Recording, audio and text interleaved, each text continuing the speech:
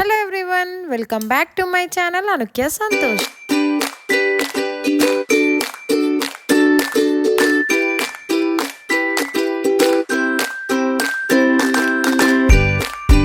ఈ వ్లాగ్ వచ్చేసి Rishab second birthday celebrations. So కంప్లీట్గా చూసేయండి.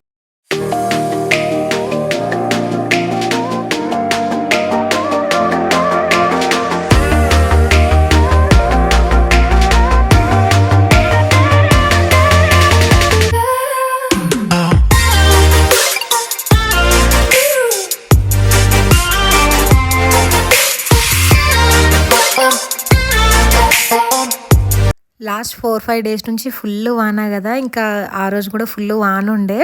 ఇంకా రిషబ్ లేట్గానే లేచిండు 9కి అట్లా. ఇంకా లేవంగానే టిఫిన్ తినిపించి, లాస్ట్ ఇయర్ కూడా ఇలానే చేశాను అనమాట. కుంకుమ పెట్టి కొంచెం శనగపిండి పెట్టి ఆయిల్ నెత్తికి పెట్టేసి అక్షంతలు వేసి మంగళారతులు ఇవ్వడము. ఇంకా మార్నింగ్ వాడు టిఫిన్ తిన్నాక ఈ ప్రాసెస్ చేసామన్నమాట స్నానంకి ముందు. సో ఫస్ట్ అయితే మంచిగా బొట్టు పెట్టేసి నలుగు పెట్టేసి, నలుగు అంటే జస్ట్ శనగపిండి పాలనమాట, కొంచెం కొంచెమే పెట్టిన, ఎక్కువేం పెట్టలేదు. అండ్ నెక్స్ట్ ఆయిల్ నెత్తి మీద కొంచెం ఇలా రాసేసినాము. అందరం ఇంట్లో మేము పెద్దవాళ్ళం అందరం ఇలా చేసేసాము. వాడికైతే అస్సలు నచ్చట్లేదు నలుగు పెడుతుంటే, అంటే వాడికి జిర్రుం అనిపిస్తున్నట్టుంది. నో అమ్మ నో, ఎక్క అంటుండు. ఇంకా కొంచెం కొంచెమే పెడుతున్నాము, వెంటనే దూడ్చేస్తున్నాం అనమాట. ఇదో వానికో మెమరీ లాగంటే మంచిగా వాడికి రేపు పొద్దుట చూసుకుంటే అరే నా బర్త్డే ఇలా సెలబ్రేట్ చేశారా అని చెప్పేసి. కానీ వాన ఉండడం వల్ల ఎక్కువ ఏం అంత అనుకున్నట్టు ఏం చేయలేకపోయినాము. బట్ అయిన వరకు అయితే చాలా సింపుల్గా నీట్గా మంచిగా అయిన ఉండే. సో ఇది వచ్చేసి రిషబ్ సెకండ్ బర్త్డే. నాకు ఇప్పుడు అనిపిస్తుంది అసలు ఈ వ్లాగింగ్ ఏదో ముందే స్టార్ట్ చేసి ఉంటే ఫస్ట్ బర్త్డే వీడియో కూడా మంచిగా ఇట్లా అన్ని మెమరీస్ కంప్లీట్గా ఉంటుండే కదా నాకు అని చెప్పేసి అనిపించింది. ఇంకా నేను, అత్తమ్మ, సంతోష్ అందరూ ఇంకా వానికి అక్షంతలు వేసి మంచిగా దేవనార్తులు ఇచ్చేసినాం అనమాట.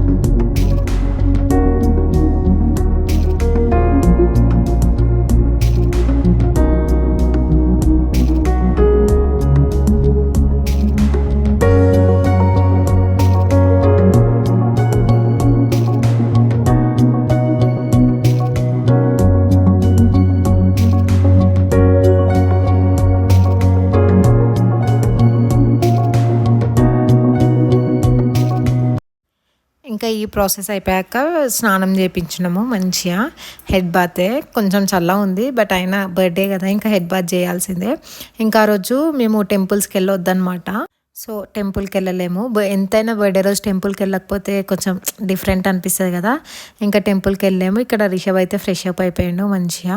ఇంకా సంతోష్ మాత దగ్గర వాడు వేసుకోవాల్సిన బట్టలన్నీ పెట్టి పసుపు కుంకుమ వేసి ఇంకా వాడికి బొట్టు పెట్టి బట్టలు వేసామన్నమాట. ఇంకా వేసినాక మేమందరం కొన్ని ఫొటోస్ వీడియోస్ అట్లా తీసుకున్నాము వాడికి మళ్ళీ విష్ చేసుకుంటూ. ఇంకా ఇంకా కొన్ని ఫొటోస్ వీడియోస్ తీసుకున్నాక మేము కూడా టిఫిన్ చేసేసినాం అనమాట. టిఫిన్ చేసి అట్లా అట్లా రిషబ్ ఆడుకుంటుంటే ఇంకా డాడీ వాళ్ళు వచ్చినారు. డాడీ, మమ్మీ, ఇంకా డింపు ఇట వాళ్ళు రిషబ్కి ఒక గిఫ్ట్ తీసుకొచ్చినారు సర్ప్రైజ్. వాడికి కూడా తెలీదు. ఇంకా దాని రియాక్షన్ చూద్దాము అని చెప్పేసి వీడియో తీస్తున్నా. వాడు ఆడుకుంటుంటే తాత వచ్చిండు, తాత వచ్చిండు అని చెప్పేసి చెప్తున్నా. ఇంకా వాడు ఉరుక్కుంటూ బయటికి వచ్చిండు. ఫస్ట్ కవర్ ఉంది కదా దీనికి, వాడికి అర్థం కావట్లేదు కవర్ ఎందుకు ఉంది అని చెప్పేసి. తీయమని కొంచెం సిగ్గుపడుతుండు, తీయు అని చెప్తుండు. ఇంకా వాడి సెకండ్ బర్త్డే గిఫ్ట్ ఇదనమాట వాళ్ళ తాత నుంచి. ఇంకా వాడైతే చూసి షాక్ అయిండు, ఇంత పెద్ద బైకా అని చెప్పేసి. వాడికి ఆల్రెడీ కార్ ఉంది కానీ బైక్ లేకుండే.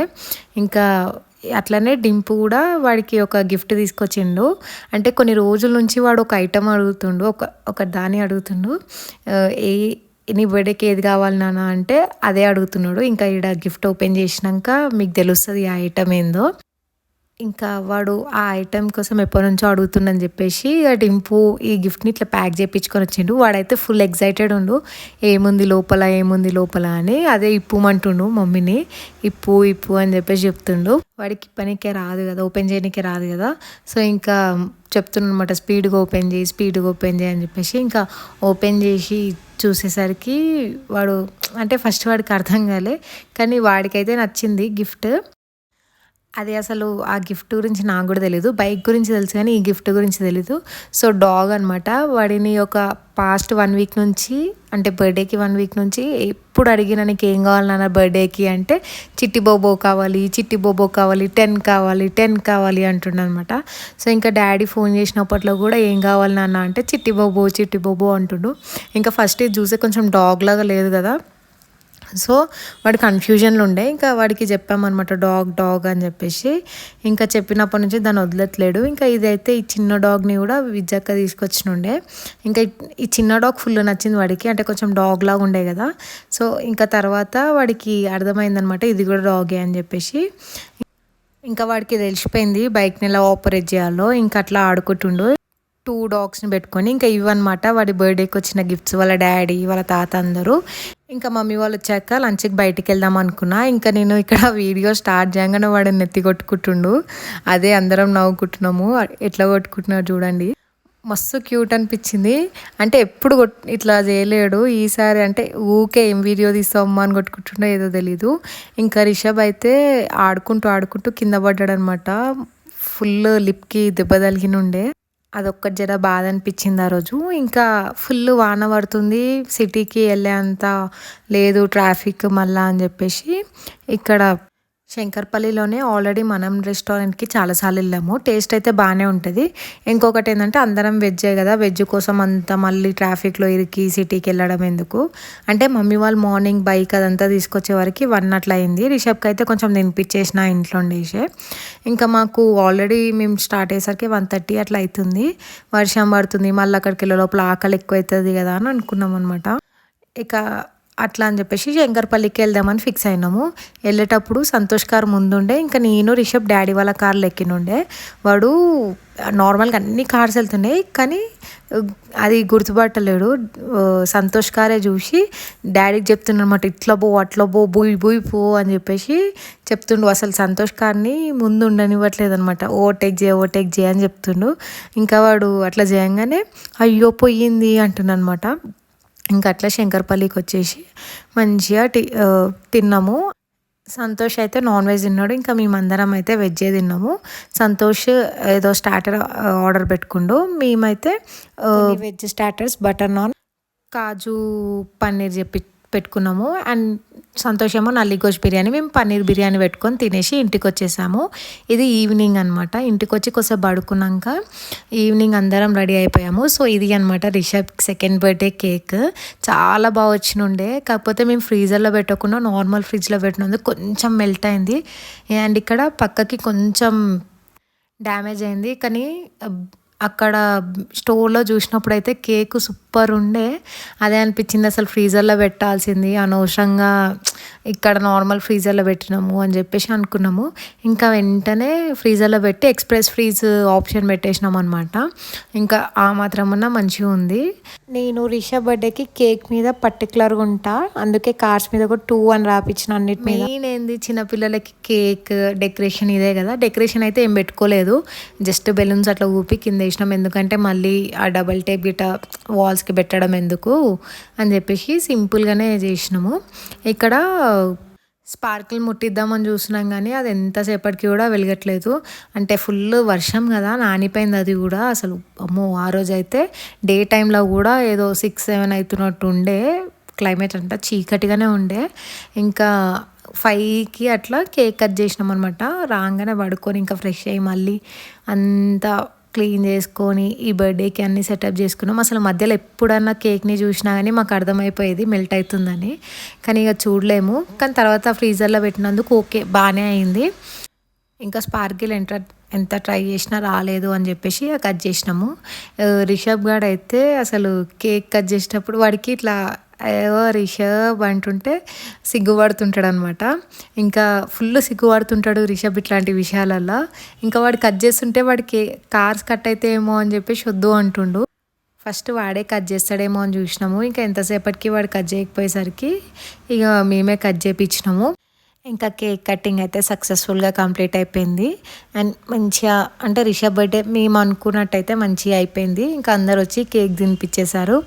ఇంకా వాడు హ్యాపీ, మేము హ్యాపీ. అండ్ ఫ్యూచర్లో వాడు ఈ వ్లాగ్ చూసుకుంటే కూడా వాడు కూడా హ్యాపీగా అవుతాడు అని చెప్పేసి అనిపిస్తుంది. ఇంకా వీడైతే ఫుల్ సిగ్గుపడుతున్నాడు. ఇంకా అందరం ఉన్నామని చెప్పేసి అదే నవ్వుతున్నాము. అసలు ఫేస్ ఇటు టర్న్ కూడా చేస్తలేడు, అంత సిగ్గుపడుతుండు. ఇంకా డన్ అనమాట. ఇంకా ఇక్కడితోని రిషబ్ బర్త్డే ఇలా అయ్యింది. చిన్నగా క్యూట్గా సింపుల్గా ఇలా చేసుకున్నాము. అండ్ నేనైతే ఫుల్ హ్యాపీ, రిషబ్ బర్త్డే మంచిగా అయిపోయింది అని చెప్పేసి అనుకున్నట్టు. ఇంకా నైట్ అయితే మేము ఫంక్షన్ ఉందనమాట, అక్కడికి వెళ్ళాల్సి వచ్చింది. అందుకే ఇంకా సాయంత్రమే ఇదంతా కంప్లీట్ చేసుకున్నాము, కేక్ కటింగ్ ఇదంతా కూడా. ఇంకా అందరం డాడీ మమ్మీ అందరు ఇంకా కేక్ తినిపించేసి ఇలా కంప్లీట్ చేసాము. ఇంక ఇక్కడ నుంచి వాయిస్ ఓవర్ ఏమి ఇవ్వను, జస్ట్ మ్యూజిక్ పెట్టి అలా చూస్తూ ఉండండి. అండ్ ఇదంతా కూడా ఎందుకు రికార్డ్ చేశా అంటే వాడికి ఫ్యూచర్లో మెమరీస్ ఇలా అయింది ఏం కథ అని చెప్పేసి. సో ఇది అనమాట రిషబ్ బర్త్డే.